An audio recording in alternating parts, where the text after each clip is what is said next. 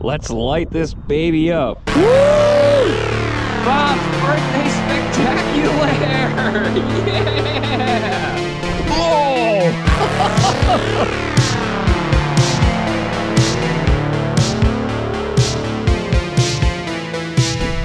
Fish on! Oh my god! So surprised I haven't gotten bit yet. There's like a ton of bait over here. I know how this game goes. I've noticed a pattern year after year after year. Right around my birthday, like the last week of April into the first week of May, the big push of migratory striped bass will start to show up, and simultaneously the holdovers will start pushing out of the bays as the water really starts to warm up. And I'm not sure if the migratory bass and the holdovers are like schooling up together or how it all goes down. I'm trying to find that like thick school of fish this morning, but I'm not really seeing them. But like from trying to catch them, it's like starting from scratch for me. And then like the second week of May, I'll get back into a rhythm and kind of have them figured out again. But right around my birthday in that last week of April, the bite gets really tricky. And I've noticed it happens year after year after year. And, you know, it's the same thing this year. I was filming on my birthday. And yeah, the bass were being really tricky. And so I went out to deep water. I was getting skunked. Not in the mood to get soaking wet out here. So I went back to the bays. I was getting a bunch of follows, but I could not get them to commit to the jig. Oh! Oh my gosh, if that doesn't wake you up in the morning. I went back out to the deep water, got skunked again. That was a mistake. I'm gonna go head back to where I started the day. It's getting unsafe already.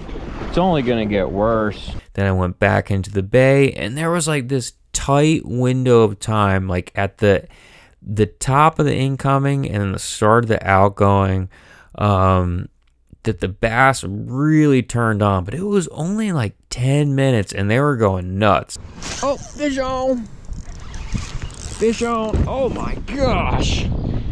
He's sending me in 180s.